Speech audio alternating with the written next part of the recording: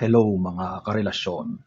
Alam nyo ba na mayroong mga sitwasyon, mga pagkakataon sa magkakarelasyon na mahal nila ang isa't isa, pero ang pagmamahal na yon ay walang kakayahang ibigay yung physical na pangangailangan dahil wala siyang nararamdamang physical desire o walang nararamdamang libog sa kapareha.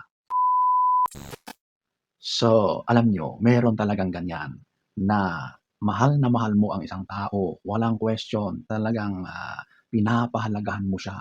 Hindi mo kayang mabuhay nang wala siya. Siya ang nagbibigay ng inspirasyon sa iyo.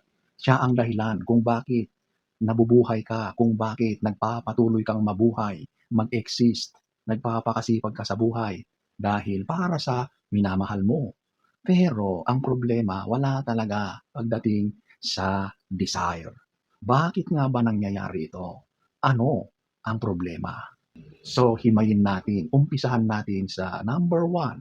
Ito yung natural na pagbaba ng libido. Ano ba itong libido? Ito yung pakiramdam na gusto mong gawin ang bagay na yon. Ito yung nagtutulak sa sarili mo na gawin ang bagay na yon. Itinutulak, sinasabi ng katawan mo na gawin. Kapag mababa or wala na yung libido na yan, hindi ka talaga makaramdam ng desire sa bagay na ito. At madalas, ang dahilan dyan ay edad.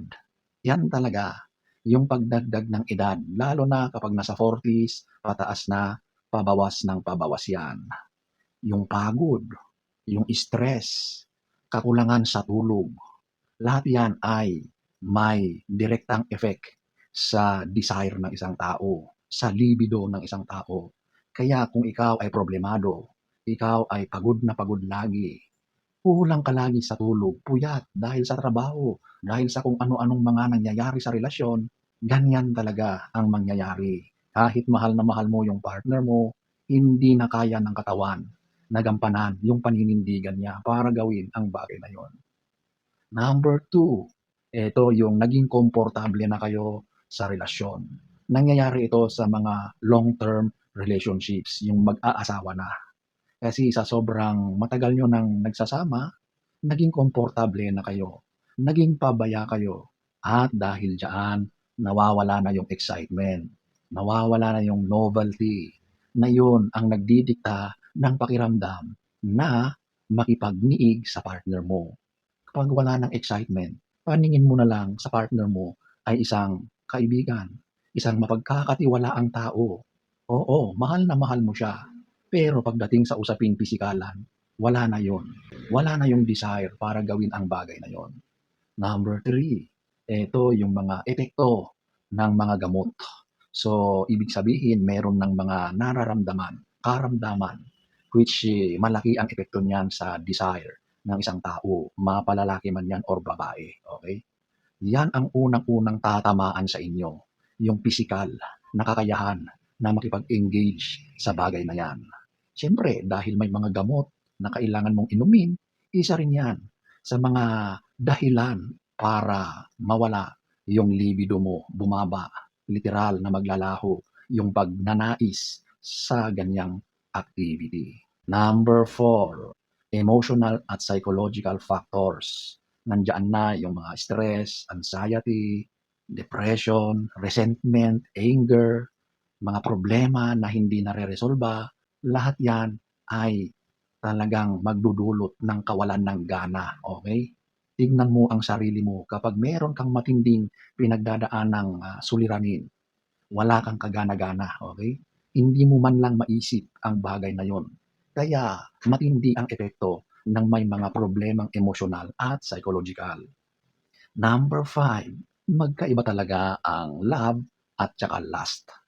Merong mga tao na parang best friend ang turing o tingin sa kanilang partner. Mahal na mahal nila ito, pero hindi nila ito tinitignan as a sexual na partner o sa sexual na paraan. So dito naman tayo sa kabaliktaran. Yung mga tao na walang pagmamahal pero sobrang lustful, sobra ang physical desire nila sa isang tao. Marami 'yan. Kaya nga may mga tao na nakikipagrelasyon sa mga panandalian lang o kaya yung mga nagkakilala saglit, ayun nagkaigihan, nagkagustuhan at ginawa ang gawain na yun. Nagagawa nila dahil ang lakas ng desire nila sa taong ito, ang lakas ng dating sa kanila sa usaping, pisikal, hindi nila kayang matiis. Kaya kahit hindi nila ito mahal, pumapayag sila na gawin ang, gawain 'yan dahil sa kanilang pakiramdam na malakas na desire sa taong ito. Bakit nangyayari ito na walang pagmamahal pero pinapatulan nila? Number one, ito yung attraction sa physical na katawan, hindi yung pagkatao.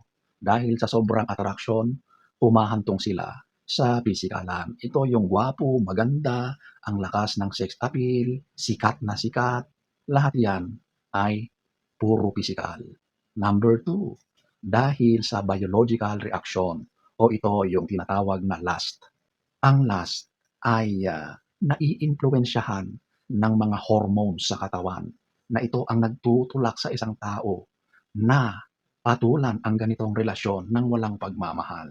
So, yung hormones mo ang nagdidikta sa iyo dahil sa sobrang desire na inilalabas na nararamdaman mo para sa tao na yun, kaya pinapatulan mo kahit walang pagmamahal, walang feelings, purely physical.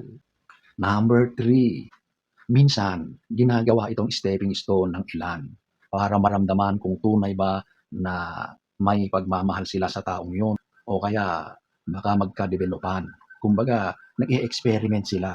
Inuuna yung desire kaysa yung love. So, pumapayag sila sa mga ganitong setup na iniisip na baka magkakadevelopan at magmamahalan sa bandang dulo na sometimes nagiging successful pero most of the time hindi talaga. Number four, fantasy versus reality. Minsan gusto natin ang idea ng isang tao pero hindi talaga natin gusto ang totoong pagkatao niya. Kaya mataas ang desire pero mababa ang emotional attachment. Kaya ito yung mga tao na nagli-live-in. Nagli-live-in lang para lang sa partnership, para sa bagay na yun, sa S. Pero wala talagang attachment, walang pagmamahal. Number five, may chemistry pero walang compatibility.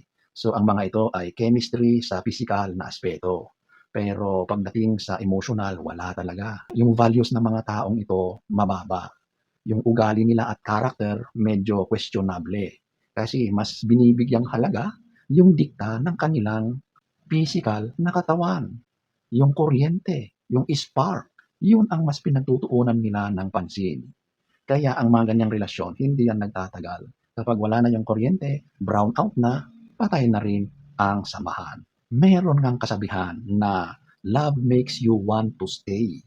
Lust makes you want to touch.